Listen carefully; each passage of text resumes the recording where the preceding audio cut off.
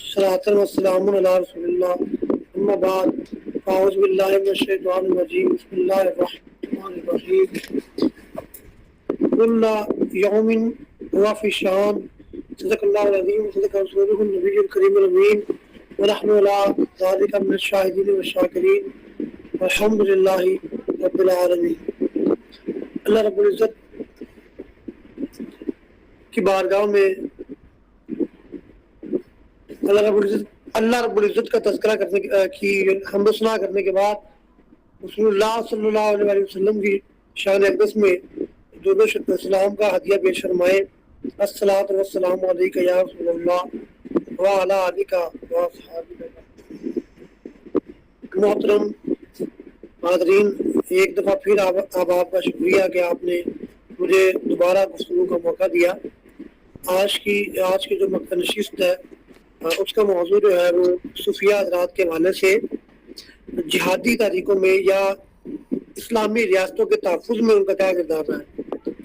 तो मौजू तो बड़ा तवील था, लेकिन बहरहाल मुझे याद नहीं रहा, मैं उसके लिए मौत खाऊँ और मैं बड़ा मकाले को तैयार कर गया था, लेकिन अब मैं इख्तिसार के साथ जो बातें मेरे ज़हन में आती हैं मैं जिक्र करता हूँ। तो पहली बात तो ये है कि सूफिया तसव्वुफ़ के हवाले से हमने बड़ी गुफ्तगू की है, नशिस्तें की है कि तसव्वुफ़ है क्या। तसव्वुफ़ जो है हमने कहा कि वो बुनियादी तौर पर जो है वो तज़किया नफ्स का नाम है। जब ये बात तय हो जाती है कि तज़किया नफ्स करने के बाद क्या तसव्वुफ़ सिर्फ इबादत तक महदूद है, क्या तसव्वुफ़ सिर्फ ज़ाती ज़िंदगी के दायरे के गिर्द घूमता है, क्या आले तसव्वुफ़ और सूफिया हज़रात जो है उनका दुनिया के रोज़गार के साथ, दुनिया की सुबह रोज़ के साथ कोई ताल्लुक़ नहीं होता। ये बात बहुत अहम है और इसी हवाले से आज का मौजू भी है कि ये एक बल्कि कुछ लोगों ने तसव्वुफ़ को जो है वो अफ़ीम भी कहा है कि तसव्वुफ़ जो है अमली पॉलिटिक्स या सियासत की नफ़ी करता है। जहाँ तक मुख्तर वक्त में अर्ज़ है कि किसी सूफ़ी ने ये बात नहीं की कि तसव्वुफ़ का ताल्लुक़ सियासी या अमली ज़िंदगी के साथ नहीं है, बल्कि सूफिया ने बाकायदा तौर पर बड़ी तफसील के साथ इस्लामी रियासतों के क़याम और उनकी हयाए नौ के लिए बड़ी बड़ी जो है वो कारनामे अंजाम दिए। इस सिलसिला में यूँ तो बहुत कुछ लिखा भी गया है और बहुत कुछ तैयार भी है। मैं सिर्फ एक दो चीज़ें आपके सामने पेश करना चाहता हूँ। हज़रत इमाम गज़ाली रहमतुल्लाह अलैह और हज़रत शेख जलानी अलैहि रहमा, आप हज़रात ने सलाहुद्दीन अय्यूबी के हवाले से जो है उसके लिए जो रास्ता तैयार किया और आपने जो अवेयरनेस प्रोड्यूस की, उस वक्त जो बगदाद के हालात थे और उस वक्त तारीख़ बातनिया और उसके बाद मंगोलों ने जो तबाही फैलाई थी, उसके मुकाबले में जो एक निज़ाम की चेन और लोगों के अंदर जज्बा जिहाद को जो रुबाया तरवीज किया गया, उसको उसके मुताले के लिए आप जो है वो सलाहुद्दीन अय्यूबी की कामयाबी में सूफिया का किरदार, ये डॉक्टर माजिद उर्सान अल-केलानी की किताब है, इसका जरूर मुताला फरमाएं। इसमें क्या लिखा है डॉक्टर साहब ने, मैं बड़े इख्तिसार के साथ अब आपकी खिदमत में पेश करता हूँ। पहली बात, डॉक्टर साहब ने इस बात की वजाहत की है कि जब भी किसी मुल्क के अंदर या किसी जगह पर कोई वाक़या होता है और तारीख किसी वाक़े को दोहराती है तो उसको किसी न किसी कानून के तहत देखा जाता है। फितरत के या कुदरत के कई कवानीन है जिनको फॉलो करना बड़ा ज़रूरी है और उन कवानीन के तहत ही तारीख का तय्युन होता है। तारीख में ऐसे कवानीन मौजूद हैं जो वाक़यात पर फैसला कुन अंदाज में असरअंदाज होते हैं और उन्हें ऐसा रुख अदा करते हैं जो उन कवानीन के तकाज़ों को पूरा करता है। इस सिलसिला में जो पहला कानून है वो ये है कि माशरा की सेहत या मर्ज का इन्हिसार फ़िक्र की सेहत या मर्ज पर है। अल्लाह ताला के कुरान में इसी असूल को बयान किया गया है। कुरान मजीद फुरकान हमीद में सूरह रात की आयत नंबर 11 में मौजूद है, अल्लाह ताला उस कौम के हाल को नहीं बदलता जब तक वो खुद अपने औसाफ नहीं बदलती। अब यहाँ मैं थोड़ी सी वजाहत कर दूँ कि जब मुख्तसर वक्त के साथ कि जब मंगोलों ने हमला किया है तो मुसलमान जो है वो अमली तौर पर पस्त हो चुके थे और ज़हनी तौर पर पस्त हो चुके थे और उनकी जो ताकतें थी वो टूट चुकी थी। लेकिन उस वक्त जो है सूफिया हज़रात ने उन तारत नफ्स के साथ साथ उनके अंदर जज्बा जिहाद पैदा किया।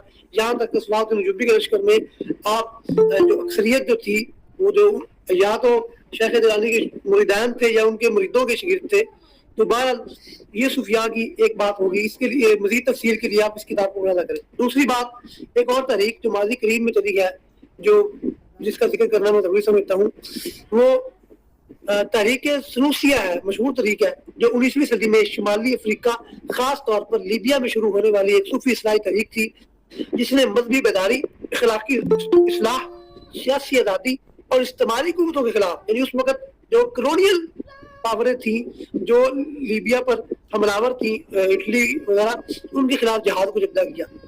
اس تحریک کے بانی شیخ محمد بن علی سنوسی تھے. ولادت ان کی جو ہے وہ جزائر میں ہوئی، تعلیم مراکش میں ہوئی، مکہ مدینہ، اس کے علاوہ مختلف مراکز اسلام میں جو ہے انہوں نے علم حاصل کیا. صوفی سلسلے کے طور پر قادریہ اور شاذلیہ سے اثر لیا. بہرحال بعد میں الگ سنوسیہ کے نام سے ایک سلسلہ قائم کیا. اس کے جو بنیادی اصول تھے، ایک تو روحانیت اور تصوف تھا، جس میں تزکیہ نفس تھا، شریعت کی پابندی تھی، بدعات سے اجتناب تھا. اس کے ساتھ ساتھ تعلیم و اصلاح اور سیاسی بیداری کا تذکرہ بھی تھا. خاص طور پر اس تحریک کا حصہ قبائلی نظام کو نظم و ضبط میں لانا اور عوام کو استعماری طاقتوں کے خلاف متحد کرنا. یعنی استعمار کیا ہے؟ تو استعمار یہ ہوتا ہے کہ جب آسان الفاظ میں اس کو کلونیلزم جو کہتے ہیں، کلونیل طاقتیں وہ ہوتی ہیں کہ جو بیرونی حملہ ور ہوتے ہیں اور بیرونی ملک کے اندر رہ کر کسی خاص لوکلائز ایریا پر وہ حملہ ور ہوتے ہیں، قبضہ کرتے ہیں، اس کے وسائل کو اپنی نیٹو یا مقامی جگہ کے اندر منتقل کرتے ہیں، اس کا انتقال کرتے ہیں. ایسے لوگوں کو جو ہے استعمار کہا جاتا ہے.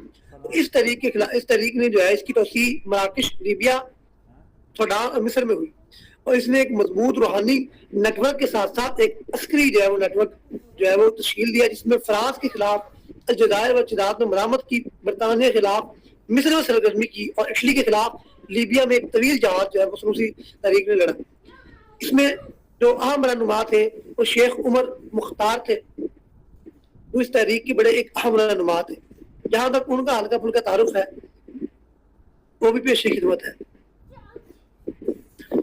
شیخ عمر مختار لیبیا کے مشہور صوفی رہنما تھے، جنہوں نے اطالوی یا اٹالین استعمار کے خلاف طویل جو ہے وہ مسلح جہاد کیا. وہ سنوسی صوفی سلسلہ کے رکن اور مذہبی عالم بھی تھے.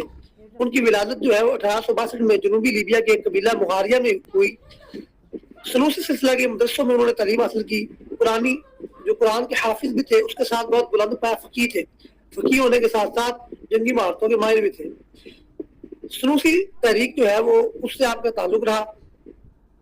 1911 میں جب اٹلی نے لیبیا میں حملہ کیا، عمر مختار نے 20 سالہ گوریلا وار شروع کی. گھنے صحرا، پہاڑوں، غاروں میں اطالوی فوج سے لڑے.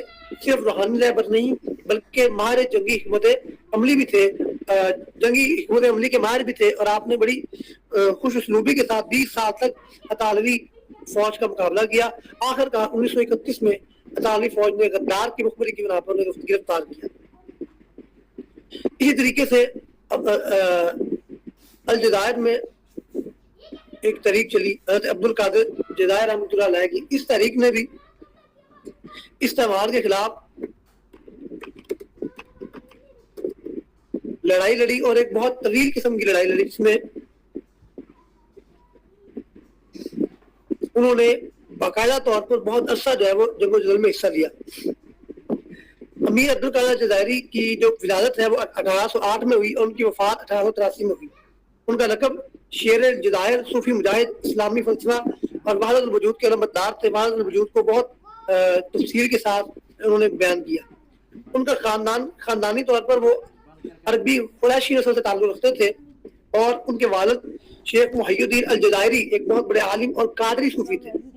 ان کی تعلیم میں قرآن، حدیث، فقہ، فلسفہ، منطق، ادب اور صوفیانہ علوم میں مہارت تھی. 14 سال کی عمر میں حج کیا، مکہ اور مدینہ کا سفر کیا. اس کے ساتھ ساتھ دمشق کی زیارت بھی کی. 1830 میں فرانس نے الجزائر پر قبضہ کیا، اور 1832 میں مختلف قبائل نے عبد القادر کو امیر المومنین چن لیا.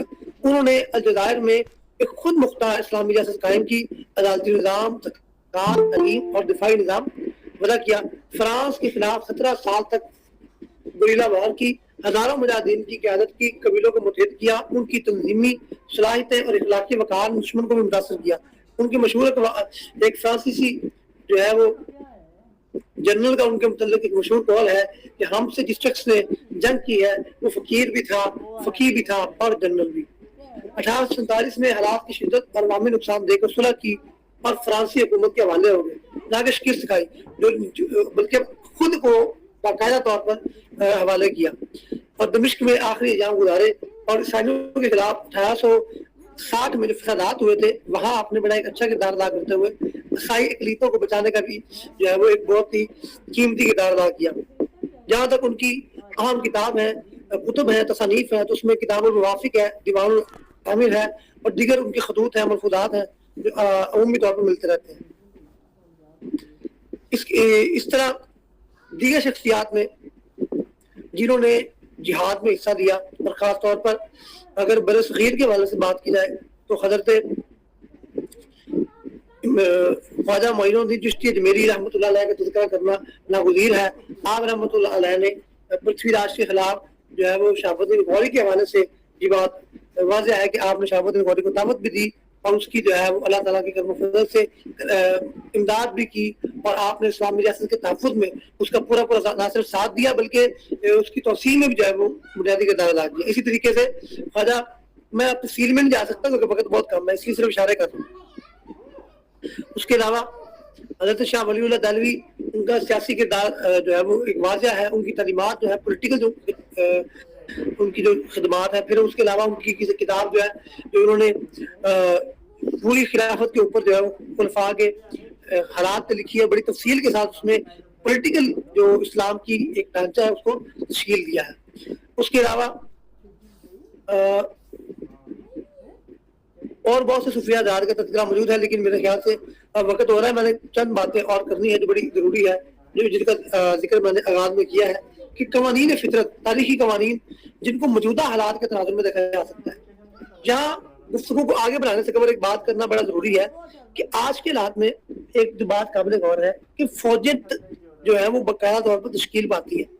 जब अफवाज बाकायदा तौर पर तश्कील पा चुकी है तो इसलिए सूफिया हज़रात का वो किरदार जो मादी में नजर आया है उसकी यहाँ तकरीबन जो है वो उस लेवल का मुमकिन भी नहीं है, क्योंकि यहाँ जंगी और फौजी फैसले जो है वो अफवाज करती है। हाँ, ये बात जरूर है कि मौजूदा दौर में सूफिया हज़रात का किरदार इस हद तक हो सकता है कि वो अवाम के अंदर जो है वो जज्बा जहाद को बेदार करें, इस तरह माजी के अंदर जज्बा जहाद को बेदार किया गया। अब जो तरीकी कवानीन है जिनका तज़किरा करना मैं समझता हूँ कि लाज़िम है और मैं उसको बात गुफ्तगू को इख्तिताम तक लेके आऊंगा। तो पहला कानून जो मैंने आपके सामने रखा वो ये है कि अल्लाह किसी कौम के हाल को नहीं बदलता जब तक वो खुद अपने औसाफ को नहीं बदलती। इस कानून की शरह यह है कि हर माशरे में 3 अनासर है जिससे कोई माशरा बनता है, तश्कील पाता है, उसका वजूद आता है। पहला अफकार है, दूसरा अशखास है, तीसरा अशिया है। ये तीनों अनासर जो है एक खास ताल्लुक के साथ एक दूसरे से मुत्तसिल है। ये ताल्लुक ज़मान मकान के साथ बदलता रहता है।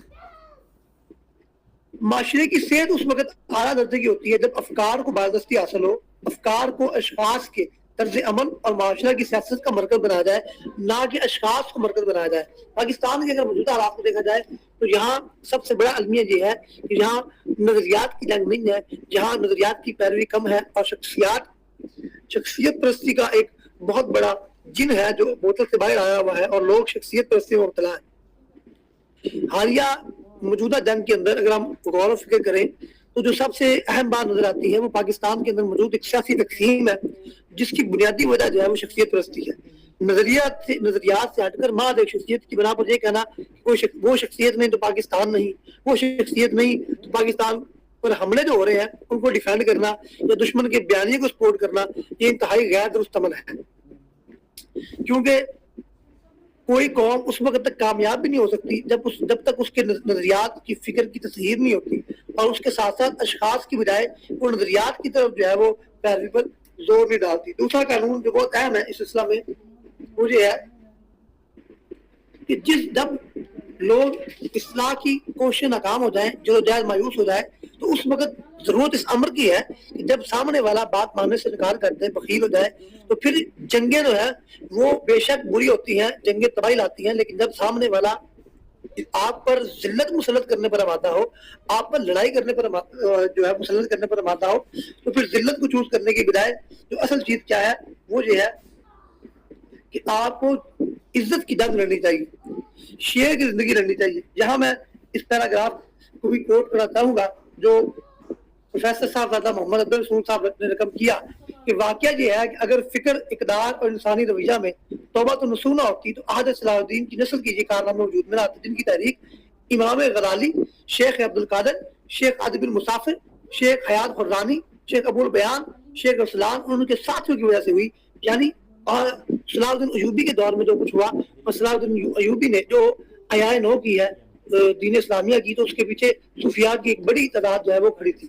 اور ان صوفیاء نے کیا کیا, انہوں نے اصلاح کی اور نظریات کی تطہیر کی. شیخ جیلانی کی اگر آپ کتاب انگریز مطالبین کا مطالعہ فرمائیں تو انہوں نے اس کتاب کے اندر جو مختلف ابواب قائم کیے ہیں اور بڑی تفصیل کے ساتھ, بڑی توضیح اور تشریح کے ساتھ آپ رحمۃ اللہ علیہ نے امت کے نظریات کی تطہیر کرنے کی کوشش کی ہے. آپ نے یہ واضح کیا ہے کہ امت کے اندر جو نظریاتی ایک جنگ ہے, یاد رکھ لیں جہاد اس وقت تک نہیں ہو سکتا, فائدہ مند نہیں ہو سکتا, سکون مند نہیں ہو سکتا جب اس کے پیچھے ایک باقاعدہ صحیح نظریہ نہ ہو. جہاد, میں اس کی ایک چھوٹی سی مثال دیتا ہوں کہ خارجیوں نے بھی کیا ہے, لیکن اس کے پیچھے اصل چیز کیا ہے, نظریہ. اگر نظریہ غلط ہوگا تو وہ جہاد نہیں بلکہ فساد ہوگا. لہذا جو اہم چیز ہے وہ ہے نظریے کی جو ہے وہ تطہیر. تیسرا قانون جو بہت اہم ہے وہ یہ ہے جو قرآن نے متعدد مقامات پر اس کی طرف اشارہ بھی کیا ہے, اور امام شافعی رحمۃ اللہ علیہ نے اس کا ذکر یہ کیا کہ علم وہی شخص حاصل کر سکتا ہے جس میں دو باتیں ہیں, عقل اور پرہیزگاری, اور اس کے ساتھ ساتھ عقل کے ساتھ ساتھ وہ شخص جو ہے وہ حوصلے اور ہمت والا بھی ہو. یہاں بڑی ایک اہم بات ہے کہ حوصلہ, عقل, اس میں کوئی شک نہیں کہ جب جنگیں مسلط ہوتی ہیں, جنگوں کو قوم کے اوپر مسلط کیا جاتا ہے, تو اس میں عقل کا استعمال کرنا ایک اہم عنصر ہے اور عقل کا استعمال ضروری بھی ہے. لیکن یہاں اس بات کو دیکھنا بھی لازم ہے کہ جب آپ پر حملے کیے جا رہے ہیں, جنگ مسلط کی جا رہی ہے, آپ پر الزام لگایا جا رہا ہے, تو اس وقت جو ہے وہ پیش قدمی کرنا بہت ضروری ہے. تو بہرحال بہت کچھ ہے, میں کب تک بیان کر سکتا ہوں؟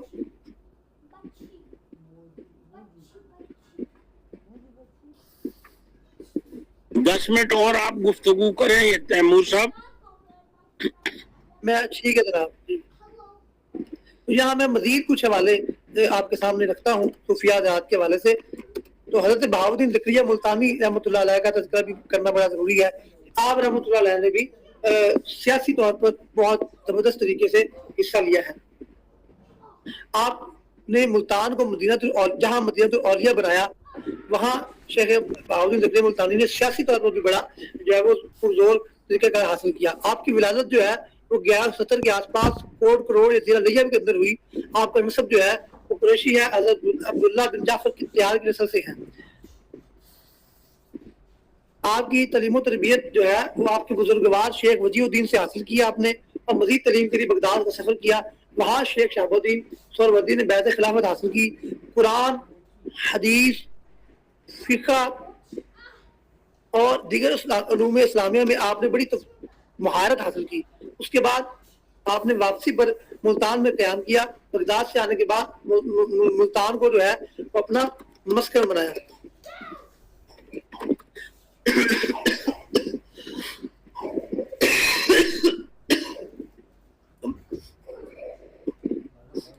آپ رحمۃ اللہ علیہ نے تصوف اور شریعت کے امتزاج کو پیش کیا. آپ کا قول ہے کہ باطن کی روشنی ظاہر کی پاکیزگی سے مشروط ہے. اسی طریقے سے آپ نے عقلی و روحانی تربیت کی, سماجی اسلام میں بڑا اہم کردار ادا کیا. اس کے ساتھ ساتھ دلی سلطنت کے سلاطین سے آپ کا حکیمانہ تعلق رہا. لیکن اس سے آنے سے قبل میں تھوڑی سی آپ کو سہروردیہ سلسلے کے بارے میں بات کروں گا کہ آپ نے ایک بقایا سلسلہ جاری کیا جس کا نام سلسلہ سہروردیہ رکھا گیا, اور آپ نے شیخ شہاب الدین سہروردی سے فیض لے کر اس سلسلے کو جاری کیا. سلسلہ چشتیہ سے اگلی بات. اس کے علاوہ آپ کے خلفاء جو ہے وہ سندھ, بلوچستان, دلی اور بنگال تک پھیلے. اب جہاں تک آپ کی سیاسی خدمات ہیں ان کا تھوڑا سا بھی تذکرہ کرتے ہیں. حضرت بہاؤالدین زکریا ملتانی نے سلطان شمس الدین التمش کے دور حکومت میں سیاسی بصیرت کا مظاہرہ کیا. اگرچہ وہ درباری عالم یا مشیر نہ تھے, لیکن ان کے پاس علم, اثر اور عوامی طاقت تھی جسے بادشاہ بھی نظر انداز نہ کر سکا. اسی طریقے سے جب ملتان میں حملہ ہوا تو آپ نے ملتان کی خود مختاری کا باقاعدہ طور پر تحفظ کیا اور علماء اور سیاستدانوں کے درمیان پل کا کردار ادا کیا. اس کے علاوہ خلفاء اور شاگردوں کے ذریعے آپ کا ایک سیاسی اثر و رسوخ تھا. اور ان کی خانوادہ نے بعد میں بھی جنوبی پنجاب میں سیاسی و روحانی قیادت کی، اور اس کے بعد حضرت بہاول ذکریہ نے سیاست میں کبھی اقتدار حاصل کرنے کی کوشش نہیں کی، لیکن وہ خود اقتدار سے دور رہے، مگر اقتدار جو ہے وہ ان کے گرد گھومتا رہا۔ آپ نے اس دور کے اندر ملتان کو بچانے کے لیے جو کچھ بھی کیا ہے وہ ایک کارنامہ ہے، جس پہ تفصیل میں جانے کا جو ہے وقت مجھے اجازت نہیں دیتا۔ اور بھی بہت سارے صوفیاء ہیں جن کا خاص طور پر مغرب میں صوفیاء نے جب کولونیل پیریڈ شروع ہوا ہے تو صوفیاء نے بڑی تفصیل کے ساتھ وہاں جو ہے وہ فرانس کا، برطانیہ کا، ان طریقوں کا مقابلہ کیا ہے۔ ہندوستان کے اندر بھی، اب یہاں پر ہندوستان کے حوالے سے میں نے بات کرنی ہے کہ ہندوستان کے اندر تحریک جہاد کی جب بات آتی ہے تو یہ سوال اٹھتا ہے کہ برصغیر میں جب باقاعدہ طور کے اوپر انڈیا نے حملہ کیا تو تب وہاں صوفیاء جو ان سے وابستہ سلسلے تھے ان میں وہ گرمی جہاد نظر نہیں آتی۔ اس کی کیا صورتحال تھی، اس کے جوابات بہت کچھ دیے گئے ہیں، لیکن اس کا مرکزی اور مین جواب یہی ہے کہ اس وقت حالات جو بنیادی طور پر شرم بھی جہاد کی کچھ شرائط تھیں جو مفقود تھیں، اور جس پر بہت ساری بحث ہے۔ اعلیٰ حضرت عظیم البرکت نے اس وقت پورا رسالہ لکھا ہے، علام با علام ہندوستان دارالاسلام، اور بہت کچھ لکھا گیا ہے۔ موجودہ دور میں بھی جب جہاد فلسطین کی بات کی جاتی ہے تو یہ آرگومنٹ کیا جاتا ہے، اس طرح حضرت غلام حمیدی صاحب نے اپنی کتاب طبیان الفرقان کی تفسیر جلد نمبر 1 میں اس بات کو بڑے واضح انداز میں لکھا ہے کہ جہاد صرف دفاعی ہے، جب آپ کو مسلط کیا جائے تب لڑنا جائز ہے، ادروائز جب آپ کو علم ہو کہ آپ کے پاس طاقت نہیں ہے اور آپ طاقت کے ساتھ اگلے کو پچھاڑ نہیں سکتے تو از خود پیش قدمی کرنا شرم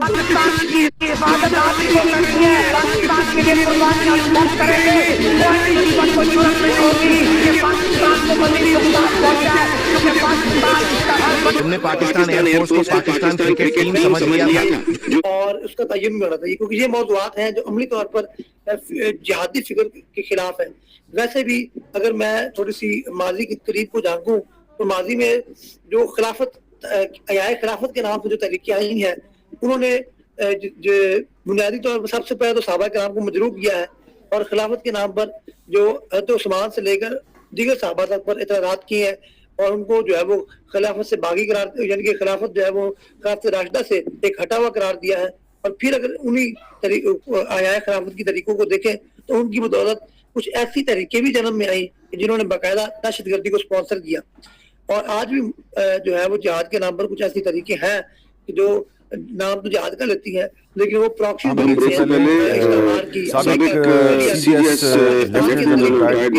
مملکت خداداد کے اندر جو ہے وہ دہشت گردی اور جہاد چلاتی ہے۔ اس سلسلے میں یہاں پر جس کا میں نے خاص طور پر ذکر کرنا ہے وہ TTP ہے، تحریک طالبان پاکستان۔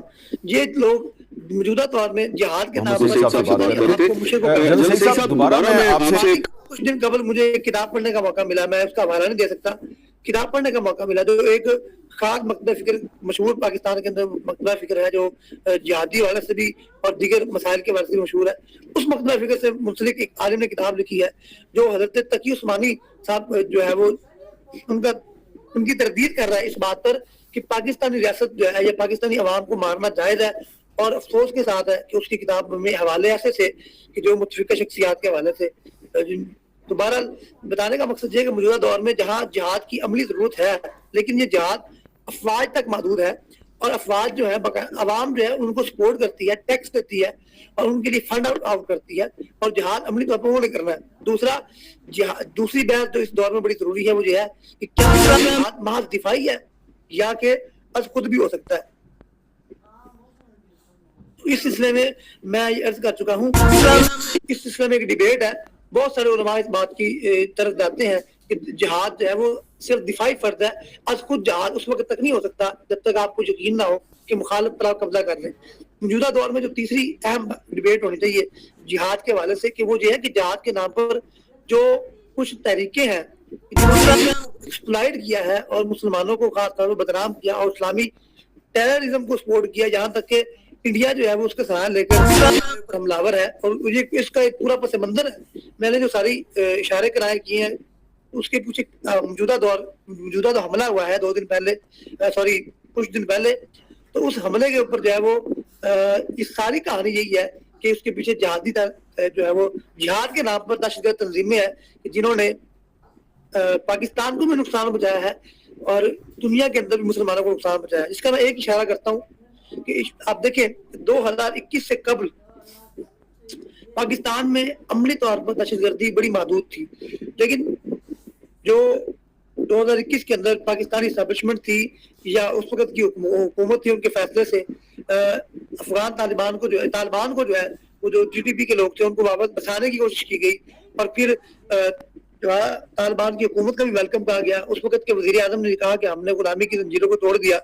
تو عملی طور پر دیکھیں نظریہ کوئی بھی ہو، لیکن عملی طور پر پاکستان کے اندر دہشت گردی کو فروغ ملا، اور آج بھی یہاں اس جنگ میں بھی جو ہے وہ ہمیں نظر آتا ہے کہ خاص مخصوص طبقہ جو ہے وہ انڈیا کے ساتھ کھڑا ہوا. لہذا میں تینوں پوائنٹ کے حوالے سے پوری وضاحت کرتا ہوں کہ یہ ضروری ہے ڈیبیٹ اور ان موضوعات پر بات کرنا اور ان کی وضاحت کرنا بڑا ضروری ہے. صرف جہاد، بے شک جہاد ہونا چاہیے، جہاد کا انکار نہیں ہے، لیکن کیا اسٹیٹ اسپانسر جہاد ہی ہوتا ہے اور جہاد اسٹیٹ سے ہٹ کر جہاد ہو سکتا ہے؟ یہ ایک سوال بڑا اہم ہے. دوسرا سوال یہ ہے کہ جہاد کے نام پر تنظیمیں بنانا اور تنظیمیں بنا کر کسی بھی ملک کے اندر جو ہے وہ انٹرفیئر کرنا، اور اس بات کو جانتے ہوئے کہ آپ ان کو نقصان نہیں پہنچا سکتے بلکہ اس کے نتیجے میں وہ عوام پہ حملہ کریں گے، عوام کو نقصان پہنچائیں گے اور اس سے عوام کا خون بہے گا اور آپ اس کو روک بھی نہیں پائیں گے. بلڈنگ کی بلڈنگ ڈہ جائیں گی، بچے مر جائیں گے، عورتیں مر جائیں گی، عورتیں مریں گی، بچے مریں گی، خون کے لاشیں بکھر جائیں گے. لیکن حقیقت کیا ہے کہ آپ نہ پیسہ ہے کہ آپ اس چیز کو تو. اور تیسرا سوال جو میں رکھ چکا ہوں کہ جو جہادی تنظیمیں ہیں ان کے وجود کو بھی بحث ہونا چاہیے کہ آیا ہر جو چیز وہ جہاد کے نام پر کھڑی ہو جائے اور خود کو منسوخ کسی کے ساتھ کرے. لیکن آخر میں اس بات کا تذکرہ ضروری ہے کہ سفیان نے جو جہادی طریقے کی ہیں وہ صرف اور صرف استعمار کے خلاف تھی. انہوں نے جو ہے وہ اپنے لوگوں کے خلاف جنگیں نہیں کی، نہ اپنے لوگوں کے خلاف جو ہے وہ جہاد کی ہیں. میں اب تاریخ تو میرے سامنے کھلی پڑی ہے، لیکن میں کیونکہ مزید تفصیل میں نہیں جا سکتا، اشارہ کرتا ہوں کہ ماضی قریب کے اندر جب ہندوستان جو انگریز کی حکومت تھی تو اس دور کے اندر کچھ لوگوں نے جو ہے وہ جہاد کے نام پر جو ہے وہ سکھوں کے خلاف جہاد کیا اور انگریزی استعمار کو مضبوط کیا. انہوں نے بجائے اس کے کہ وہ جو بیرونی ایک قوت تھی اس کے خلاف جہاد کرتے اور بیرونی قوتوں کو جو ہے وہ ختم کرتے، انہوں نے سکھوں اور مسلمانوں کے خلاف جہاد کر کے اور یہ قوتوں کو مقامی لوگوں کو جو ہے وہ کمزور کیا. یہ ایک تاریخ کا حصہ ہے اور انہی کی دلائل لے کر اور انہی کے حوالات لے کر جو ہے وہ آج بھی پاکستان کے اندر جو جہاد کے نام پر دہشت گرد تنظیمیں جو ہے وہ پیش ہے.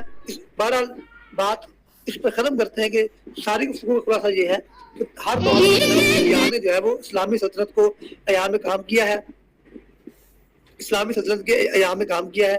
تمام صوفیاء نے جو ہے وہ صرف تزکیہ نفس کی بات کی جو ہے وہ میدان عمل میں آ کر بھی ہے جہاد بھی کیا، جس کی مثالیں میں تفسیر کے ساتھ عرض کر چکا ہوں. وما علینا الا البلاغ المبین. شکریہ جناب محمد تیمور صاحب، آپ نے اپنے انداز کے مطابق جہاد، تصوف اور حکومتوں کی تصوف والے حضرات نے کس طرح مدد کی بیان کیا. اب جو صاحبان آج کی اس تقریر پہ کوئی سوال کرنا چاہتے ہیں، تبصرہ فرمانا چاہتے ہیں تو ہاتھ کا نشان بنائیں.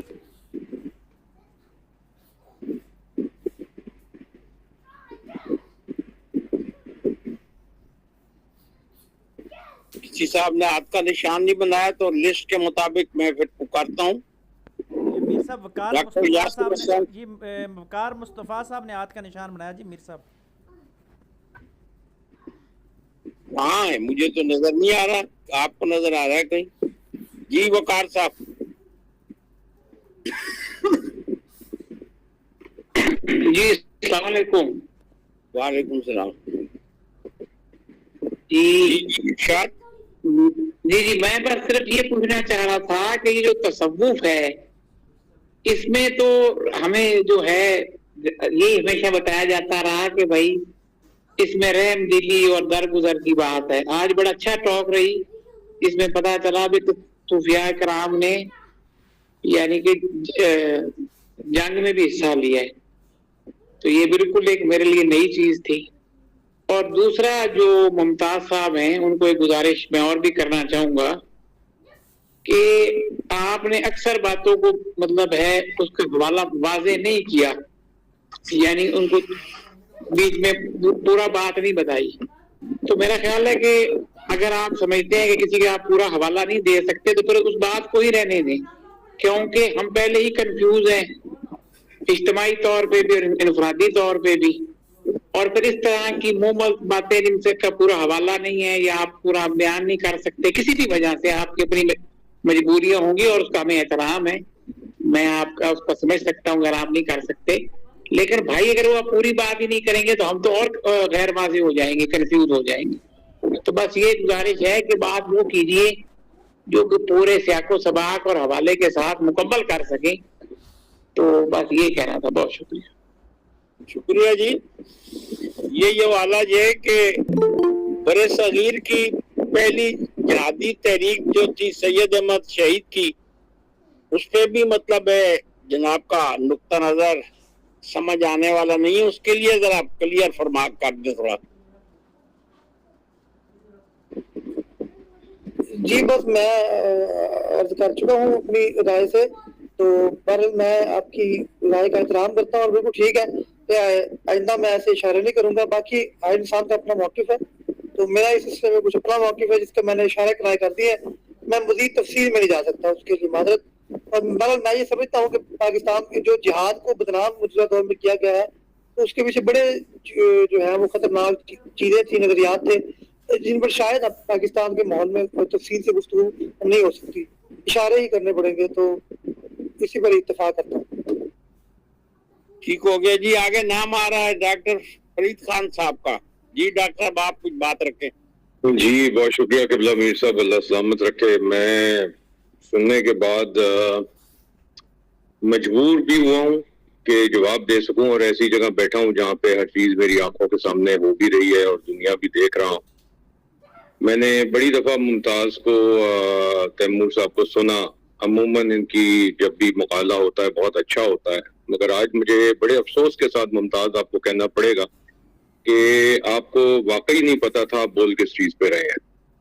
जब सूफिया की बात होती है तो जुबानों को लड़खड़ाहट से पाक किया जाता है, उनको लरजने नहीं दिया जाता। आप जिनकी बात कर रहे हैं वो आशिकाने रसूल हैं, एक बात। दूसरी बात मुझे ये बताइए कि आपने हवाला दिया कि सूफिया ने फ्रांस के रेवोल्यूशन में बड़ा किरदार अदा किया, यूके के रेवोल्यूशन में बड़ा किरदार अदा किया। मैं नाचीज सा तालिब इल्म हूँ, तारीख पता नहीं क्या पढ़ी होगी मगर ये कभी गुजरा नहीं। जहाँ तक हिंदुस्तान बरे सगीर की बात है तो अगर आप इसमें आईने अकबरी का जिक्र कर देते तो हजरत मुजद्दिद अल-फिसानी का जिक्र बड़ा खैर से चल सकता था और उसी टॉपिक को आप लेके चल बात सकते थे। आपने बहुत सारी बातें यहाँ ऐसी की जो वाकई एहसासात को मजरूह करने वाली थी। माजरत के साथ बुरा ना मानिएगा, मैं कभी भी किसी चीज कभी भी आज तक जिंदगी में शख्सी बात नहीं करता, मगर मजबूरन पहली दफा शायद एक नशिस्त में कलम कारवां की मुझे ये बात करनी पड़ रही है कि बराए मेहरबानी जब भी सूफिया का प्रोग्राम हो, एक अपने मकाले पे गिरफ्त रखें। दूसरी चीज, बेशक 10 मिनट बोलें मगर बोलें बहुत जामे, ताकि बाकी सुनने वालों के साथ एक इंसाफ हो। और अगर उस टॉपिक पे आपकी गिरफ्त नहीं है तो बराए मेहरबानी उस टॉपिक के ऊपर आप न बोलें। आपने 2-3 दफा यहाँ भी जिक्र किया कि जी जंग मुसल्लत कर दी गई और जवाब क्यों नहीं दे रहे और ये क्यों नहीं कर रहे। आप अभी घर में बैठे हैं और मैं आधा किलोमीटर दूर बैठा हूँ सिर्फ बॉर्डर से, ठीक है जी। और गोली चलाना बेहद आसान काम है, सामने से जब आती है ना फिर पता लग जाता है उस वक्त के कौन किधर किस हाल में है। बाहर क्या मैं कोई आपकी वो इसको बराए मेहरबानी शख्सी बात या इस लिहाज से ना समझिएगा, अल्लाह माफ करे। मैं चूंकि एक अदना सा तालिब इल्म हूँ, अल्लाह का शुक्र है मेरा दीन इस्लाम है, मेरी किताब कुरान मजीद है, मेरे नबी के नाम से मैं जीता हूँ और ला इलाहा इल्लल्लाह मुहम्मद रसूलुल्लाह भी मेरी शुरुआत भी है और मेरी आखिरत भी है। इन सारी बातों के बाद सिर्फ मैं एक ही बात करूंगा, नस्र मिनल्लाह व फतहुन करीब। बहुत शुक्रिया। ठीक हो गया जी, आगे बढ़ते हैं। सुबैया बानो साहबा से मैं दरखास्त कर रहा हूँ कि वो बात करें। जी शुक्रिया। मेरी दरख्वास्त ये है कि चूंकि बहुत सी चीज़ें वाज़ेह नहीं हो पाई तो साहिब मकाला से ये दरख्वास्त है कि अगर अगले हफ्ते आप इसको वाज़ेह कर दें। और दूसरी बात मैं आपसे मुत्तफ़िक़ हूँ कि बहुत सारी बातें बयान नहीं की जा सकती, इशारों के नाव में बयान की जा सकती हैं, लेकिन हम लोगों को आगाह रहना चाहिए इस हवाले से कि जो लोग इंतहाई खुल के एतराफ़ करते हैं इन चीज़ों का, वो कोई ढकी छुपी बात नहीं है कि हमने ये किया और हमने ये किया और हमने ये किया। उस पर भी नज़र रहनी चाहिए ताकि पूरा मंजरनामा आपकी आंखों के सामने आए। बस मुझे इतना ही कहना था। शुक्रिया। आगे बढ़ते हैं। सारा सैयद साहबा का नाम आ रहा है, आपसे दरख्वास्त है अपनी बात रखें। अस्सलाम वालेकुम रहमतुल्लाहि व बरकातुहू। जी मीर सर, मैं आज माजरत करूंगी, मैं बिल्कुल आखिर में आई थी तो मैं इसका पूरा मौजू समझ नहीं पाई, मेरी तरफ से माजरत। ठीक हो गया। आगे सैयद जकी साहब का नाम आ रहा है। सैयद जकी साहब, आप चाहें तो गुफ्तगू रखें, कुछ सवाल करना चाहें।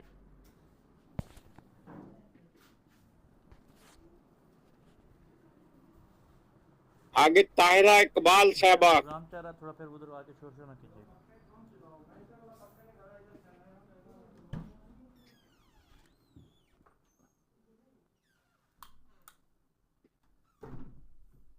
जी डॉक्टर साजिद खान खाकवानी साहब, आप बात रखें सर। बहुत शुक्रिया जी।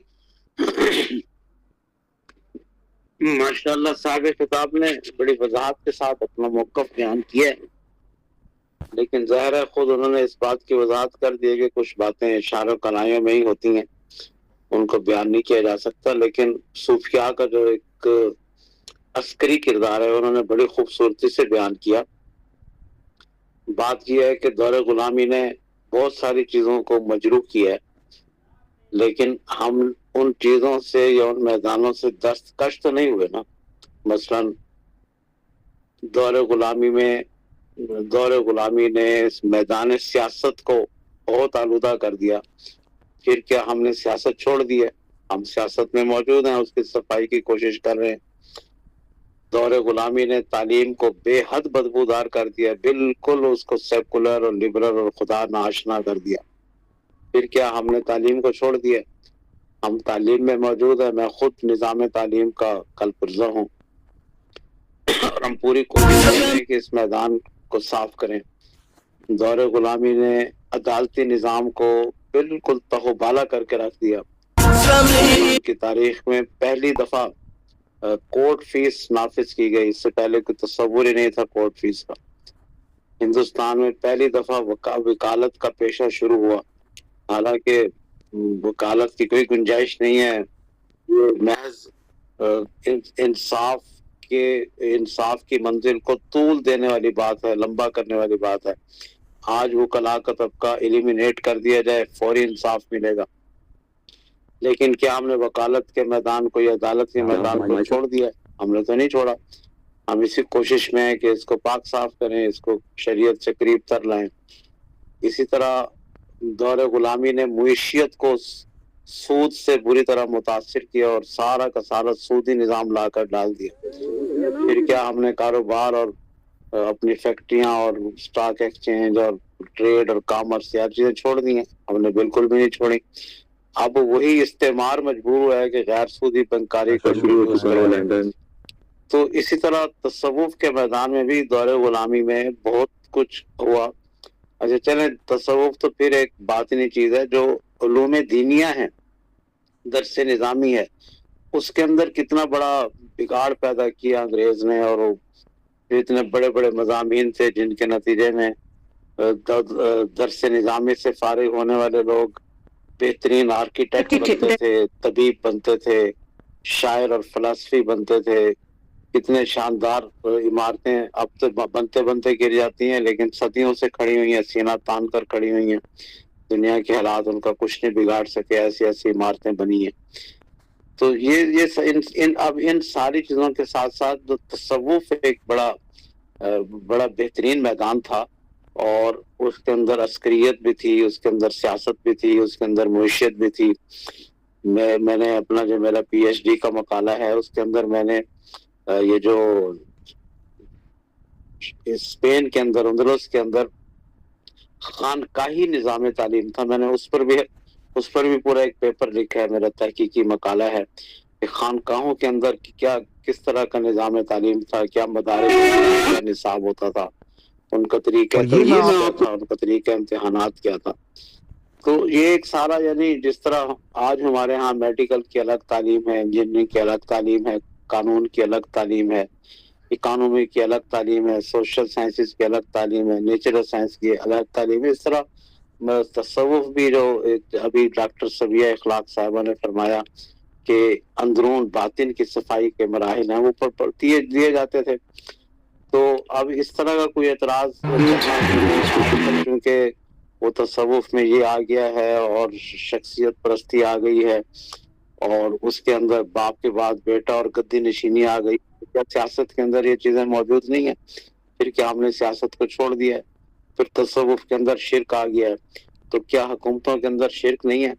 وہ نہیں استعمار کو اور باطل کو, جس کو قرآن نے واضح طور پر کہا ہے سورہ مائدہ کے 31 نمبر قرآن مجید نے, وَمَن لَّمْ يَحْكُم بِمَا أَنزَلَ اللَّهُ فَأُولَٰئِكَ هُمُ الْفَاسِقُونَ هُمُ الظَّالِمُونَ هُمُ الْكَافِرُونَ. تو وہ لوگ بھی تو موجود ہیں.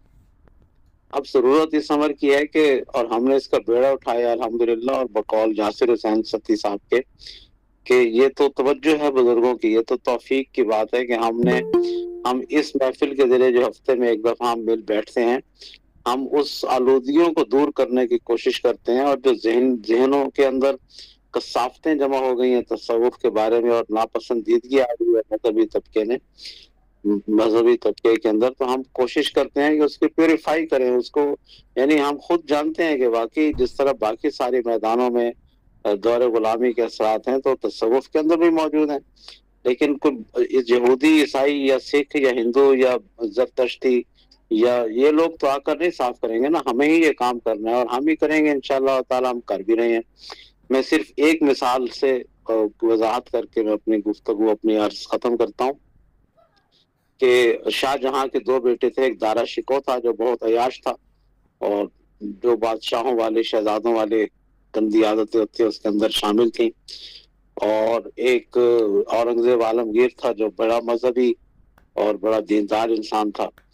ایک مقالہ میری نظر سے گزرا, بلکہ یہاں مرحوم ڈاکٹر باقر خان صاحب نے پیش بھی کیا تھا, کہ اس وقت کے جو صوفیاء کرام تھے, اور بڑے بڑے صوفیاء کرام تھے, شاہ جہاں کا زمانہ کوئی معمولی زمانہ نہیں تھا, وہ سارے کے سارے صوفیاء کرام پوری طرح حکومت کے اندر انوالو تھے, اور اندر تک یعنی شاہی دربار تک ان کی اپروچ اور ان کی ہم اب سازشیں نہیں کہہ سکتے, پھر ڈاکٹر صاحب ناراض ہوں گے, ڈاکٹر فرید صاحب, یہ سازشیں ان کو نہیں کہنا چاہیے, لیکن یہ ہے کہ انہوں نے پوری کوشش کر کے اپنی حد الامکان جس طرح سے بھی ممکن ہو سکتا تھا جوڑ توڑ کر کے اور ملا جلا کر, اور جہاں کہیں جس چیز کی ضرورت تھی اپنا پورا اخلاقی دباؤ ڈال کر, یعنی پوری طرح انوالو ہو کر, جبکہ بادشاہ اور اس کی بیوی خود چاہتے تھے کہ کسی طرح سے دارا شکو بادشاہ بنے, اور وہ دکن میں تھا, لیکن ان صوفیاء اکرام نے سیاست کے اندر پوری طرح انوالو ہو کر دارا شکو کا راستہ روکا, اور اورنگزیب عالمگیر کو اقتدار دلوایا انہوں نے اپنی پوری کوششوں سے. اور میں سمجھتا ہوں کہ یہ ان بزرگوں کا ہی فیضان تھا کہ پھر شہنشاہ اورنگزیب عالمگیر کے ہاتھوں سے عالمگیری بالآخر جو ہے وہ مرتب ہوا, اور آج تک ویلڈ ہے. آج تک اس سے فتوے نکال کر تو مفتی حضرات اپنے سٹیمپ لگا کر لوگوں کے مسائل حل کرتے ہیں. بہت شکریہ جی. یہ جی, اب ہم اختتام تک پہنچ چکے, اور آج کے پروگرام کی صدارت کے لیے میں نے اپنے دل میں نام سوچا ہوا تھا ڈاکٹر یاسر حسین ستی الخیری کا, تو میں ان سے درخواست کروں گا کہ وہ صدارتی خطبہ بھی دیں, اور اس کے بعد پروگرام میں شریک حضرات کا شکریہ بھی آخر میں ادا کریں. پہلے صاحب میں ذرا 1 منٹ لوں گا, بالکل معذرت, بیچ میں مجھے اس طرح بات کرنی پڑ رہی ہے.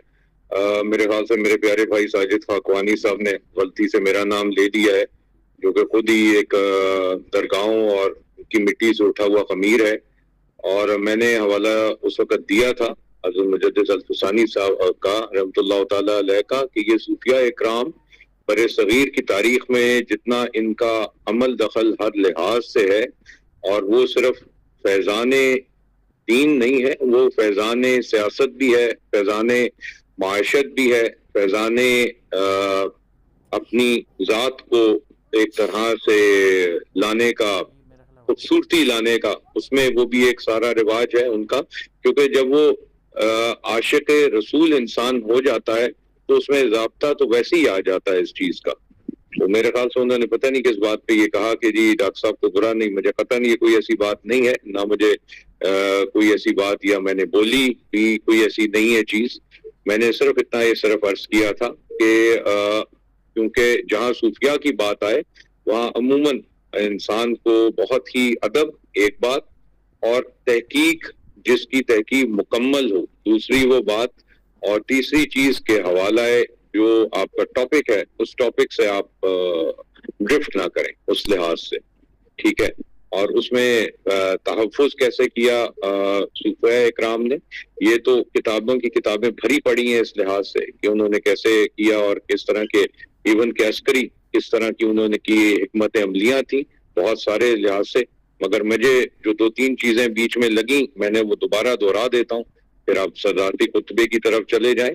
صاحب مقالہ نے کہا جی کہ فرانس کے ریولوشن میں صوفیہ کا کردار تھا، وہ میں نے نہیں پڑھا. یو کے ریولوشن میں صوفیہ کا کردار تھا، وہ میں نے نہیں پڑھا.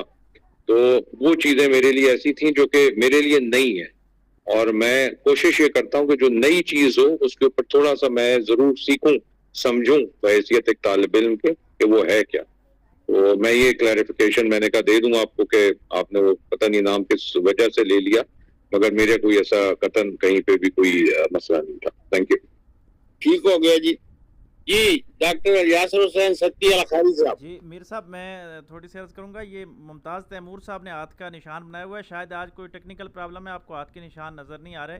نہیں نظر آ رہا واقعی. تو ممتاز تیمور صاحب نے انہوں نے وہ کتابوں کے کچھ حوالے بھی ان میسج میں لکھ کے بھیجے ہوئے ہیں، تو میں سمجھتا ہوں کہ یہ اس کو تھوڑا سا وضاحت کر دیں، کیونکہ ان کا رائٹ ہے، انہوں نے مقالہ آج پڑھا ہے، تو ان کو ٹائم دیا جائے اور آخر میں پھر صدارتی خطبے کی طرف چلیں گے انشاءاللہ. جی کریں بات جناب. جی جزاک اللہ. پہلی بات تو یہ ہے کہ میں نے بالکل بھی یہ بات نہیں کی کہ جنگ مسلط اور ہم جواب نہیں دے رہے. ظاہری بات ہے جن کا کام ہے وہ اچھے سے جانتے ہیں. میں اس طرح کی تنقید نہ کرتا ہوں، نہ میں نے کی ہے. اگر میری کسی گفتگو سے یہ اشتباہ ہوا ہے تو وہ غلط ہے، پہلی بات. دوسری بات یہ ہے کہ میں نے ابھی صرف ایک کتاب کا حوالہ دیا، دا کمپیشنیٹ وارئر عبدالقادر الجزائری. یہ کتاب جو ہے وہ 2011 میں بھی شائع ہوئی تھی اور 13 میں بھی. ایلسا مارسن نے لکھی ہے، اور اس کا جو کو رائٹر ہیں وہ باربرا پیٹرزن ہے. تو اس میں بڑی تفصیل ہے. اس کے علاوہ اور بھی کتابیں ہیں لیکن میں تفصیل میں نہیں جاتا. آپ اس کا مطالعہ فرمائیں، مجھے حکم دیں گے تو میں کسی نشست کے اندر اس پر بڑی تفصیل سے بات کر لوں گا. تو تیسری بات یہ ہے کہ مجھے ایک شکوہ رہتا ہے آپ لوگوں سے کہ بھائی اگر آپ کو کسی بات پہ اعتراض ہوتا ہے، ہونا بھی چاہیے، ظاہری بات ہے، کوئی بھی شخص جو ہے اس کے اندر پرفیکشن نہیں آ سکتی. خیر کا پہلو بھی ہوتا ہے، شر کا پہلو بھی ہوتا ہے. تو دیکھنا یہ ہوتا ہے کہ غالب اغلب پہلو کون سا نا گفتگو کے اندر. تو کوئی بھی اگر آپ کو کمزوری نظر آتی ہے ضرور ہائی لائٹ کریں. بالکل کوئی بھی عقل کل نہیں ہوتا، ہر بندے کی تحقیق ہے، غلط بھی ہو سکتی ہے. لیکن میری اتنی گزارش ہے کہ مجھے اکثر آپ لوگوں کی تنقید سمجھ نہیں آتی کہ مثلا جن باتوں کا جواب یا تو میں نے وہ باتیں بولی نہیں ہوتی، یا ان کو میں بعض دفعہ مجھے عجیب سا لگتا ہے کہ وہ ایک ایسی بات جو جس سے شاید میں خود بھی اتفاق نہ کروں اس کو ذکر کر کے اور اس پر تنقید کی جاتی ہے. اٹ از ویری عجیب بات ہے. تو ایک بات. دوسری بات یہ کہی گئی کہ صوفیہ کرام عاشق رسول ہیں، بے شک ہیں، اس کا انکار نہیں. جہاں تک مجدد علی ثانی کی بات ہے، بے شک ان کا ذکر ہونا چاہیے تھا، لیکن وقت کی قلت تھی. میں نے یقین کیجیے بہت صوفیہ کا ذکر چھوڑ دیا، اور میں صرف شاید کیونکہ ساری بات ہے 20-40 منٹ کے اندر آپ کیا کر سکتے. اور مقالہ تو پڑھا ہی نہیں جاتا، صرف خلاصہ سنایا جاتا ہے، اور وہ بھی آپ نے دیکھا کہ میں نے بڑی تیزی کے ساتھ بات کی ہے. اگر آپ مجھے اجازت دیں تو میں ایک بزرگ کے اوپر جو 50 منٹ یا ایک گھنٹے کا جہاں مقالہ پیش کر سکتا ہوں. مگر مسئلہ یہ ہوتا ہے کہ 40 منٹ ہوتے ہیں یا 35 منٹ ہوتے ہیں، اس میں آپ وہ کریں گے کیا؟ پھر یہی ہوتا ہے کہ کچھ باتیں ضروری رہ گئی ہیں، کچھ باتیں ادھوری رہ گئی ہیں. تو باقی کہنے کو بہت کچھ ہے لیکن میں اسی پر ہی کافی سمجھتا ہوں. ٹھیک ہو گیا جی. ڈاکٹر یاسر حسین ستی الخاری صاحب. اعوذ باللہ من الشیطان الرجیم، بسم اللہ الرحمن الرحیم. بہت شکریہ جی میر صاحب، آپ نے پروگرام کو احسن انداز کے ساتھ آگے لے کے گئے، اور میں محمد ممتاز تیمور صاحب کا شکریہ ادا کرتا ہوں کہ انہوں نے احسن طریقے کے ساتھ آج یہ مقالہ پیش کیا. اور اس سے پہلے ڈاکٹر صبیہ اخلاق صاحبہ جو ہمارے ہر مشکل وقت میں ساتھ دیتی ہیں وہ، اور فرید الدین مسعود برانی صاحب کے جب بھی تصوف کے حوالے سے کوئی بندہ لیٹ ہوتا ہے یا کوئی ایکسکیوز ہوتی ہے تو یہ فی البدی کمال گفتگو فرماتے ہیں، اور انہوں نے آج بھی فرمائی۔ تو ممتاز تیمور صاحب نے جو باتیں کی ہیں جی، پہلی بات تو یہ کہتے ہیں اس ذاتی خطبے کو انتہائی مختصر ہی اس انداز کے ساتھ میں ہر بات پہ وہ نہیں بولوں گا، لیکن اتنا ہے کہ جو انہوں نے کہا ہے کہ واقعی تنقید جو ہوتی ہے وہ ہونی چاہیے، لیکن اس انداز کے ساتھ ہونی چاہیے کہ اگلے بندے کی ایک حوصلہ افزائی بھی ہو اور وہ اس کو پازیٹیو وے میں آگے لے کے چلے۔ تو اس میں خود بھی انہوں نے گلہ کیا اور مجھے بھی یہ فیل ہو رہا تھا کہ اس انداز کے ساتھ، اور کوئی چیزیں ایسی ہوتی ہیں جو کلیریفائی نہیں ہوتی، اور میں ڈاکٹر ساجد خاکوانی صاحب کا یہاں پہ انتہائی مشکور ہوں کہ آج انہوں نے حق ادا کیا ہے۔ میں سمجھتا ہوں اس پورے مقالے کا کیا پورا خلاصہ ہی بیان کیا اور احسن انداز کے ساتھ پیش کیا ہے، اور سچ بھی یہی ہے، 100% سچ یہی ہے کہ جب ریاست ڈیمیج ہوتی ہے تو کسی بھی قوم کا جب مرکز ڈیمیج ہوتا ہے تو اس کا ہر مکتبہ فکر جو ہوتا ہے وہ کہیں نہ کہیں ڈیمیج ہو جاتا ہے، تو اس میں اچھائیاں بھی ہوتی ہیں اور برائیاں بھی ہوتی ہیں، اور ہم نے اچھائیوں کو لے کے آگے چلنا ہے انشاءاللہ۔ انہوں نے جو صوفیاء کی جہاد کی خدمات کے حوالے سے بات کی، تو ضمناً بات میں یہ کہتا چلوں کہ ہمارا آج کا پروگرام کچھ اور تھا، ممتاز تیمور صاحب نے کسی اور حوالے سے گفتگو کرنی تھی، لیکن کل رات کو ہی میں نے ان سے کہا جی کہ یہ ہمارے جو ملک میں جہاد کی کیفیت ہے اور ہم اس ٹائم حالت جنگ میں ہیں، حالت جہاد میں ہیں، تو آپ اس حوالے سے کریں۔ تو میں ممتاز تیمور صاحب کا شکریہ بھی ادا کرتا ہوں کہ انہوں نے 24 گھنٹے کے نوٹس پہ اس سے بھی کم ٹائم میں یہ مقالہ تیار کیا اور پھر ہمارے پاس لیا۔ انہوں نے کہا جی ٹھیک ہے، صوفیاء کی جو ریاست کے حوالے سے جہاد کی خدمات ہیں ان پہ ہم گفتگو کریں گے۔ تو اس پہ احسن انداز کے ساتھ تو بہت سارے بزرگوں کا تذکرہ رہ بھی گیا، اور اس میں میرے اپنے مقالے کچھ یوٹیوب پہ موجود بھی ہیں۔ قلم کارواں میں پڑھے گئے امام شامل نقشبندی رحمۃ اللہ علیہ کا حوالے سے صوفیاء کی تاریخ میں ایک اسلامی ریاست بنانے میں ان کا بڑا کردار ہے، اور وہ دیکھا جائے تو اس کے حوالے سے میرا اپنا مقالہ ہے وہ یوٹیوب پہ موجود ہے۔ پھر امام ربانی مجدد الفسانی رحمۃ اللہ علیہ، جن کو میں سمجھتا ہوں کہ بر صغیر ہند و پاک میں باقاعدہ دو قومی نظریے کی ابتدا انہوں نے کی، یا بانی سمجھے جاتے ہیں ریاستی حوالے سے، تو ان کی ریاستی خدمات بھی ڈاکٹر فرید خان صاحب کی بات سے 100% اتفاق کرتے ہیں۔ شاہ ولی اللہ محدث دہلوی رحمۃ اللہ علیہ کا تذکرہ کیا جائے، تصوف کے فقہ کے حوالے سے بات کی جائے تو ان کے بغیر بھی بر صغیر کی جو صوفی فکر ہے وہ نامکمل رہتی ہے۔ پھر جتنے بھی صوفیاء ہیں، اور سندھ کی بات کی جائے تو اس پہ میر افسر امان صاحب نے صوفیاء کی جہادی خدمات پہ ایک مقالہ پیش کیا تھا، وہ بھی اسی ہمارے فورم پہ ہوا تھا اور وہ ریکارڈڈ ہے، وہ بھی یوٹیوب پہ موجود ہے۔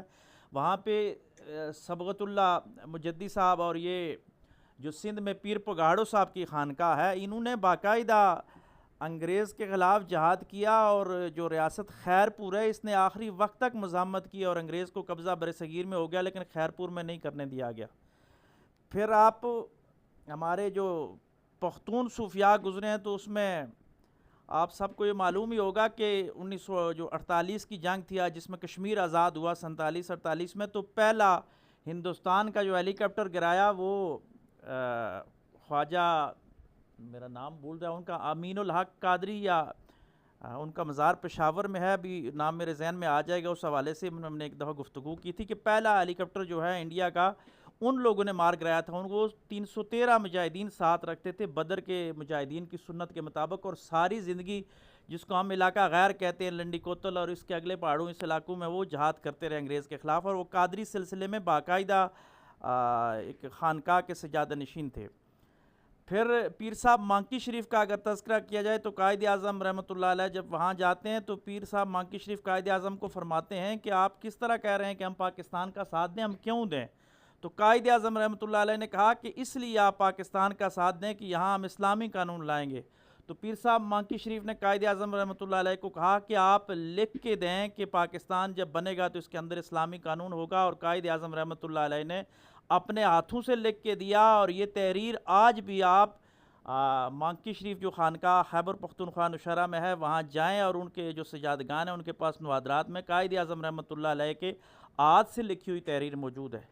تو صوفیاء نے واقعی وہ عاشق رسول تھے، ڈاکٹر فرید خان صاحب کی بات، اور یہ تو 100% بات ہے، اور وہ ایسے عاشق تھے کہ جنہوں نے باقاعدہ ہر دور میں حضور علیہ الصلوۃ والسلام کی سنت کے مطابق اسلامی فلاحی ریاست کو بنانے کی کوشش کی۔ ہاں، انہوں نے دو انداز کے ساتھ کام کیا صوفیاء نے، کہ جب مکی دور میں بھی رہے اور مدنی دور میں بھی رہے، اور آج بھی میں سمجھتا ہوں کہ مسلمانوں کو دونوں انداز کے ساتھ کام کرنا چاہیے. جہاں پہ وہ مغلوب ہیں وہاں وہ مکی طرز کی طرح زندگی گزارتے ہوئے اسلام میں توحید اور رسالت کو لاتے ہوئے اخلاقیات کے ذریعے لوگوں کو قریب کریں، اور جہاں پہ وہ پاورفل ہو جاتے ہیں جس طرح مدینہ میں آقا علیہ الصلوۃ والسلام کے، تو وہاں پہ باقاعدہ پھر ایک اسلامی ریاست ہوتی ہے، سزا و جزا کا تصور ہو جاتا ہے.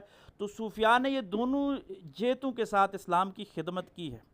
رہی بات یہ ہے، اس بات سے انکار نہیں کہ صوفیاء بھی انسان ہی تھے، وہ معصوم عن الخطا تو ہم سمجھتے ہی نہیں ہیں، اور صوفیاء سے بھی کہیں فکری بھی غلطیاں ہو سکتی ہیں، عملی بھی غلطیاں ہو سکتی ہیں، کیونکہ انسان ہے اس سے غلطیاں ہو سکتی ہیں، لیکن ان کی خوبیاں اتنی زیادہ ہیں کہ ہم جیسا کمزور انسان ان کی کسی کمی پہ کوئی بھی گفتگو نہیں کر سکتا. اگر ہم ان کی کمی پہ اس انداز کے ساتھ گفتگو کریں گے کہ اس سے نقص نکالنے کی کوشش کریں گے، تو پھر ہماری اپنی زندگی کے جو عیب ہیں وہ سرعام نکلیں گے، کیونکہ ہم بہت کمزور لوگ ہیں. ہاں، نظریاتی فکر کو اگر آپ اختلاف ہو سکتا ہے کسی بھی صوفی سے، تو آپ اللہ اور اس کے رسول صلی اللہ علیہ وآلہ وسلم کے واضح احکامات کے بعد دین کی جو تشریعات ہیں اس میں فکر میں اگر کسی سے آپ کو اختلاف انٹلیکچوئل لیول پہ ہوتا ہے تو آپ صوفیاء سے بھی کر سکتے ہیں. آپ کو اختلاف ادب کے دائرے میں، تہذیب کے دائرے میں.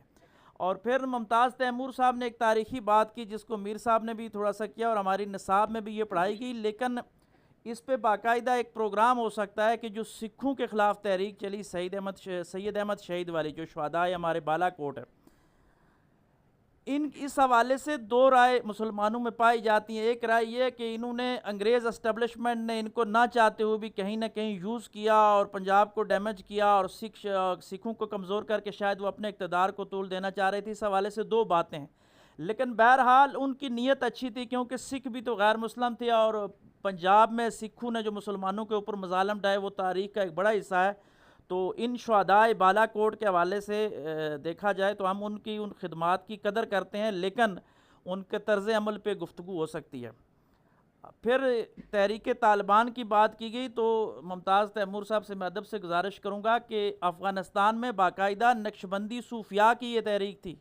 صبغت اللہ مجدی صاحب کے نام سے کون واقف نہیں ہے؟ یہ حضرت مجدد الفسانی رحمۃ اللہ علیہ کی روحانی اولاد ہیں، اور اسی سلسلہ کے آگے وہ چل رہی ہے گدی ان کی، اور انہوں نے باقاعدہ افغان جہاد میں حصہ لیا. اور امیر المومنین جو اس وقت بھی ہیں امارت اسلامیہ افغانستان کے، وہ نقشبندی سلسلہ میں بیعت ہے. لیکن یہاں بھی دشمن نے ہمارے ساتھ دو طرح کی ایک جنگ لڑی ہے کہ اس نے ان جو مقدس مجاہدین تھے، ان مجاہدین کے اندر کچھ دو نمبر قسم کے لوگ ایجنٹ کے طور پہ چھوڑے، جنہوں نے داڑیاں اور پگڑیاں سجا لی، اور کچھ خریدے گئے ایجنٹ جو اسلام کا نام بیچتے ہیں، جس میں تحریک طالبان پاکستان، جو ایک اسلامی فلاحی ریاست پاکستان کے احساسات اور یہاں کے عوام پہ حملہ آور ہوتی رہی، تو یہ غیروں کے ایجنڈے پہ چلتے رہے. لیکن ان کی وجہ سے ہم حقیقی طالبان یا وہ جو اچھے طالبان تھے، ہم ان کو کبھی بھی برا نہیں کہیں گے. انہوں نے افغانستان میں کام کیا اور رشیا کو توڑنے میں بڑا کردار. اور پھر میں ان صوفی مجاہدین کی بات نہ کروں تو یہ بھی تاریخ میں بہت بڑی زیادتی ہوگی کہ 90 کی دہائی میں کشمیر کے اندر جو جہاد ہوا، اور اس جہاد کے اندر ہر مکتبہ فکر نے اپنے اپنے انداز کے ساتھ حصہ ڈالا، اور اس میں خانقاہی لوگوں نے گراں قدر خدمات سر انجام دی. آپ میں سے اگر کوئی بھی ابھی بھی آزاد کشمیر کے قبرستانوں میں جائیں تو جتنی بھی خانقاہیں ان کے مریدین کی لسٹیں موجود ہیں جو کشمیر کے جہاد میں قربان ہوئے ہیں. میرے اپنے گاؤں کوٹلی ستیاں سے 4 لوگ ہیں، جس میں ایک ہمارا قریبی رشتہ دار تھا، وہ بھی وہاں جا کے ہندوستان میں سری نگر کے قریب شہید ہوا، اور اس کے مزار بھی وہاں پہ، مطلب ان کی قبر بھی وہاں پہ ہے. تو یہ سب صوفی فکریں کہیں نہ کہیں موجود تھی اور تھے، بلکہ ایک تنظیم تھی اس وقت جن کا نعرہ تھا کہ اولیاء کا گہوارہ یہ کشمیر ہمارا. تو ہم ان کی خدمات کو بھی خراج تحسین پیش کرتے ہیں. اور میں اس بات کو اگر اختتام کی طرف لے کے جاؤں، وقت بہت کام ہے، اس پہ بہت بات ہو سکتی ہے، کہ موجودہ دور میں جو آج کل کا دور ہے، اس میں ہم حالت جنگ میں ہیں، حالت جہاد میں. میں اس کو جہاد کا نام دوں گا. اسلامی جمہوریہ پاکستان کی افواج، ہمارے اپنے 1000 اختلاف ہو سکتے ہیں اپنی افواج کے ساتھ، اپنی مقتدرہ کے ساتھ سیاسی اندرونی اختلافات ہوتے ہیں. ریاست ماں جیسی ہوتی ہے، ماں کے ساتھ بچوں کے اختلافات ہو جاتے ہیں. لیکن جو اب وقت آ گیا ہے کہ مشرک قوم نے، بلینز خداؤں کو ماننے والی جو قوم ہے، ان کا وہ مودی جو مشرکوں کا اس وقت سردار ہے، اس نے ہمارے ملک پہ حملہ کیا ہے. میں آج اس پلیٹ فارم سے آپ سے یہ گزارش کروں گا کہ ہم سب لوگ اتنا تو کر سکتے ہیں کہ سوشل میڈیا کے اوپر آپ سب لوگ غزوہ ہند کے سپاہی بن جائیں، اپنی پاک فوج کے شانہ بشانہ کھڑے رہیں۔ ہمارے لیے وہی سچ ہے جو D G I S P R کہہ رہے ہیں، ہمارے لیے وہی سچ ہے جو ہمارا وزیر اطلاعات کہہ رہا ہے۔ دشمن کے پروپیگنڈے پہ نہ جائیں، اور جنگ میں یہ اتار چڑھاؤ ہوتا رہتا ہے۔ اگر آج ان کے ڈرون راول پنڈی میں آ گئے ہیں کسی وجہ سے، ٹیکنیکل وجوہات ہوتی ہیں، یہ وہی جانتے ہیں کہ کب جواب دینا ہے، کیسے جواب دینا ہے۔ بعض اوقات جواب دیتے ہوئے اپنا زیادہ نقصان ہو جاتا ہے، اس لیے وہ حکمت عملی کا مظاہرہ کرتے ہیں۔ تو اس پہ ہمیں اس کو اس انداز کے ساتھ دیکھنا چاہیے۔ یہ نہیں کہنا چاہیے کہ ڈرون پنڈی تک آگے، بلکہ یہ کہنا چاہیے کہ ہم نے اتنے ڈرون گرا دیے ہیں۔ حضور علیہ السلام کی وہ مشہور حدیث کا مفہوم میں بیان کرتا چلوں کہ آپ سب کو معلوم ہوگا کہ غزوہ میں مسلمانوں کی تعداد کم تھی، تو آقا علیہ السلام نے تھوڑا سپیس سے چلنے کا حکم دیا کہ چند قدم کا وقفہ ڈال کے چلو، کہا تاکہ دشمن پہ ہیبت قائم ہو جائے، وہ دیکھے کہ تم زیادہ ہو۔ تو اگر ہم کسی وجہ سے کمزور بھی ہیں، اول تو الحمدللہ اللہ کا لاکھ لاکھ شکر ہے کہ ہم ایمانی طاقت سے اور اسلحے کی طاقت سے اور ہر لحاظ سے جو ہے وہ مضبوط ہیں۔ ہمیں اللہ کی مدد پہ یقین ہے، حضور علیہ السلام کی توجہات پہ فخر ہے، اور اپنی فوج پہ بھی یقین ہے کہ اپنی کمیوں کوتاہیوں پہ قابو کرتے ہوئے انشاءاللہ ہم مار نہیں کھائیں گے۔ لیکن اگر دیکھتے ہیں کہ کہیں کمزوری ہو بھی گئی ہے، لیکن سوشل میڈیا پہ خاص کر کے یہ وار 5th وار جنریشن جو اس نے چلائی تھی، اور بدقسمتی سے اس مقالے میں کسی نے تذکرہ کیا بھی کہ ہم شخصیت پرستی کے شرک میں مبتلا ہو گئے کہ ایک شخص کی وجہ سے ہم پوری قوم اور پورے پاکستان کو داؤ میں نہیں لگا سکتے۔ میں کسی ایک بات کا نہیں، ہم بھی شخصیت پرستی میں، ہمیں بھی اپنے لیڈر اچھے لگتے ہیں کسی نہ کسی انداز کے ساتھ، لیکن جب وطن کی باری آئے گی، ملک کی باری آئے گی، تو ہم ایک ہیں اور ہم پاکستانی ہیں۔ بس آج کا یہی پیغام ہے، اور صوفیاء کا بھی یہی پیغام ہے، اور میرے تو یہ ایمان کا حصہ ہے کہ پاکستان کی جو فوج ہے حضور علیہ السلام کے قدم مبارک ہماری طرف ہیں، اور حضور علیہ السلام کو میری دھرتی سے ٹھنڈی ہوائیں جاتی تھی، اور ہم انشاءاللہ غزوہ ہند کے سپاہی ہیں۔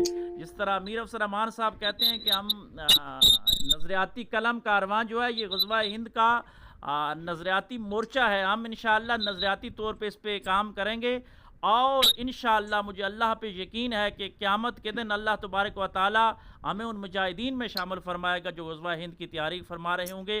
اور اس حدیث کے ساتھ میں ختم کرتا ہوں کہ میرے کریم آقا صلی اللہ علیہ وآلہ وسلم کی حدیث کا مفہوم کہ آقا علیہ السلام نے فرمایا کہ وہ شخص، اگر میں بھول نہیں رہا تو، کہ منافق کی موت مرا جس نے زندگی بھر جہاد میں جانے کی تمنا نہیں کی یا شہادت کا شوق نہیں رکھا۔